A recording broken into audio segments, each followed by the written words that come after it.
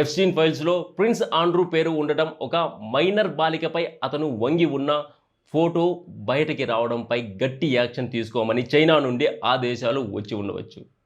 Epstein ఐలాండ్లో జరిగిన అమానవీయ ఘటనలు అంటే 7 నుంచి 14 ఏళ్ల చిన్న పిల్లలను ఎత్తుకొచ్చి వారిని అనుభవించి చివరికి వారిని చంపి బార్బీక్యూ తరహాలో వండుకొని తిన్నారనే వార్తలు మనల్ని ప్రతి ఒక్కరిని కలిచివేస్తాయి.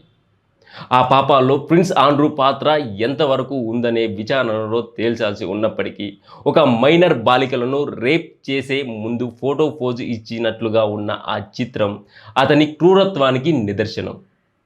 అసలు బ్రిటన్లో ఉన్నది నిజమైన ప్రజాస్వామ్యమేనా అని మనం ఒకసారి ఆత్మవిమర్శ చేసుకోవాలి. బ్రిటన్ రాజు లేదా రాణికి ఇప్పటికీ సివిల్ మరియు క్రిమినల్ కేసుల నుంచి పూర్తి రక్షణ ఉండటం ఏ రకమైన న్యాయం?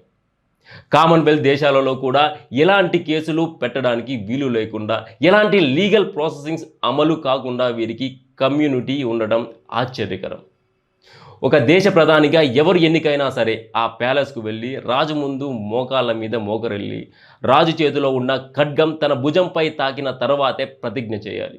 నేను బ్రిటన్ ప్రధానిగా రాణి లేదా రాజు తరపున పరిపాలన చేస్తాను అని ప్రమాణం చేసే ఈ బానిసత్వ వ్యవస్థను ప్రజాస్వామ్యం అని ఎలా పిలుచుకోవాలి?